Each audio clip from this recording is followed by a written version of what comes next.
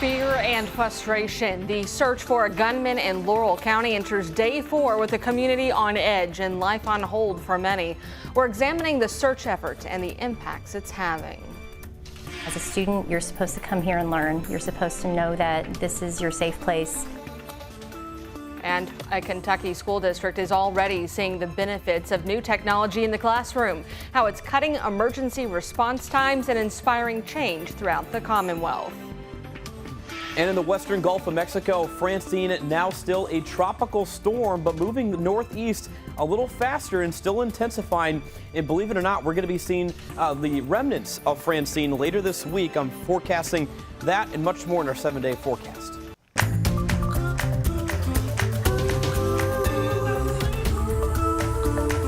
Thanks so much for joining us here at noon on your Tuesday. Classes are canceled again in Laurel County as we enter the 4th day of that search for the suspected I-75 sniper.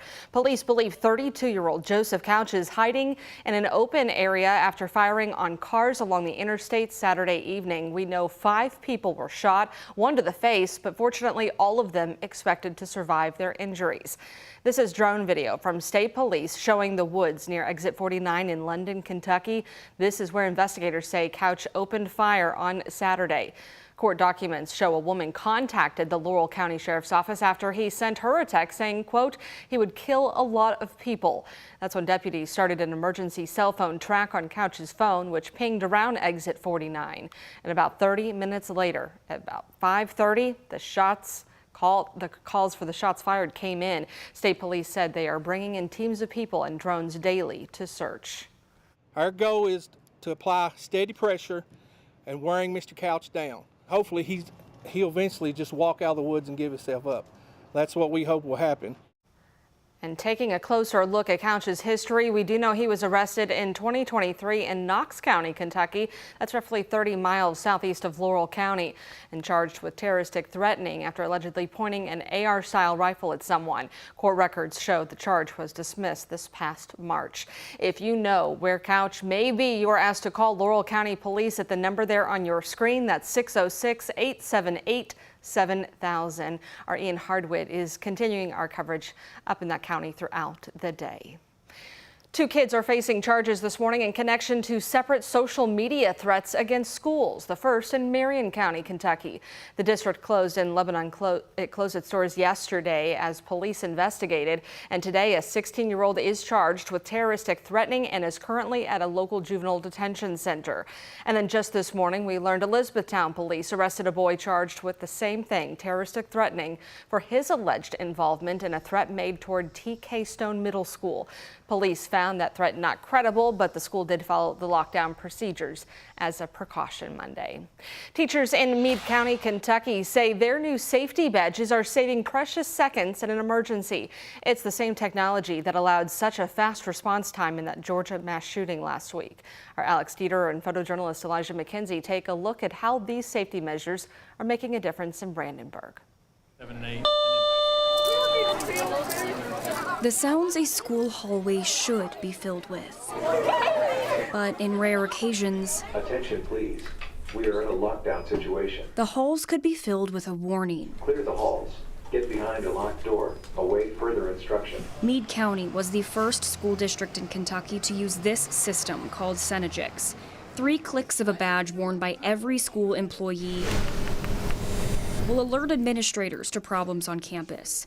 With 8 clicks, an alert is sent out, the school goes into lockdown, and 911 is immediately dispatched to the exact location the alert was sent from. Seconds matter in a crisis. It's done wonders. We can get here, people here faster, more safely, know more of a concentrated area where an incident could be at. This is the same system used at the Georgia high school where a student shot and killed 2 teenagers and 2 teachers. It's a tragedy for people to lose their lives, but to know that there could have been more lives that were lost if they didn't have that system in place. According to the Barrow County Sheriff, within 6 minutes of someone at Appalachia High School in Georgia using the alert system, the suspect was in custody. And those courageous educators in Georgia proved that the strategic safety solution works as designed. Meade County implemented the system in February, creating a sense of reassurance for teachers. As a student, you're supposed to come here and learn. You're supposed to know that this is your safe place,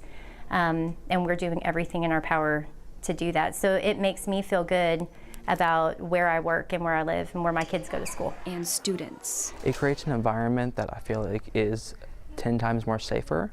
Not that it was not safe before, but it just ensures that likelihood that if anything were to happen, then the teachers have it right at their hand to fix it. Since the system has been implemented, there have been 160 times that staff members have sent alerts. Nearly half of these alerts have been used for behavior, 38% for drills, 10% for medical alerts, and 4% for physical altercations. Thankfully, Meade County has not had to use the alert for an emergency shutdown. There's always dangers in the world, and we don't create them, but we have to be ready and prepared to respond if something would happen. Since Meade County started using the system, 6 other districts in the Commonwealth have implemented it into their schools. In Meade County, with photojournalist Elijah McKenzie, Alex Dieterer, WHAS11 on your side. Meade County Superintendent Mark Martin also told us districts from Kentucky, West Virginia, Tennessee, and Indiana have all reached out after the Georgia high school shooting, and they do plan to visit Meade County next month to learn more about the alert system. Over in Georgia, students at Appalachia High School, where that shooting took place, were allowed back in school to pick up their belongings. Nearly 100 teachers, administrators, and staff from the school district greeted them Monday morning to show their support, though it's unclear when the students will resume class. The suspected gunman, 14-year-old Colt Gray, and his father both remain in jail on several charges, including murder. Louisville Metro Police are asking for your help in identifying more people connected to that Labor Day weekend of street takeovers near Iroquois Park. LMPD believes these are some of the people who jumped on a police cruiser during street races at the intersection of New Cut Road and Kenwood Drive, causing more than $1,000 in damage to that car.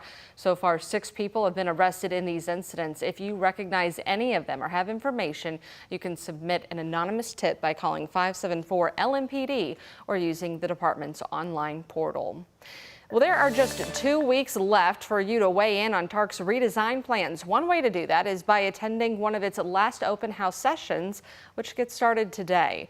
Its open house is at United Crescent Hill Ministries from 5 to 7, and there you'll be able to give your feedback on 3 different bus route concepts outlined in the Tark 2025 proposal.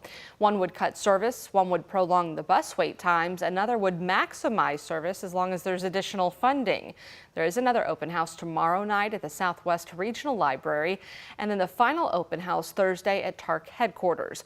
It's also made a survey available online, and we posted that on the link section of our homepage. 12:06, looking pretty dry out there today, but Sam, you've talked about some rain in the forecast. Yeah, we do have some rain in the forecast. It's going to be coming through later this week, and it'll actually be the remnants, believe it or not, of Francine, who's actually churning in the western Gulf of Mexico right now.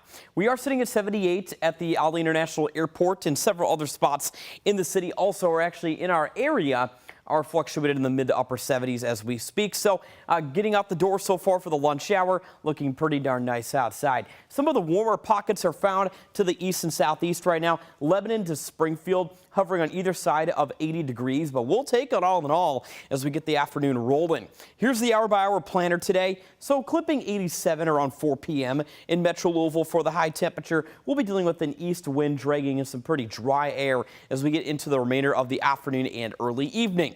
But like Brooke and I just mentioned, of course, all the attention later this week will be Thursday night through Friday and Saturday. We're going to be seeing the bands of Hurricane Francine, or Tropical Storm Francine, move into our area. Francine right now is actually going to be making landfall. That's the forecast of it into Wednesday evening for much of the Louisiana coastline. And Francine will continue to traject her way up into our area. In fact, bringing a swath of rain in Louisville, most likely into the earliest morning hours on Friday. So stick around in a few more minutes. I'm going to give you more of an in-depth hour-by-hour forecast with Francine's remnants as she marches into the Ohio Valley in a few more minutes. All right, Sam, there is a job fair in Gordon happening right now.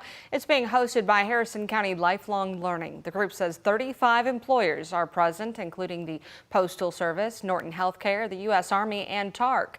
Plus, there will be some food trucks. We are in the lunch hour. That job fair, though, goes just until 1 o'clock today at the Harrison County Fairgrounds.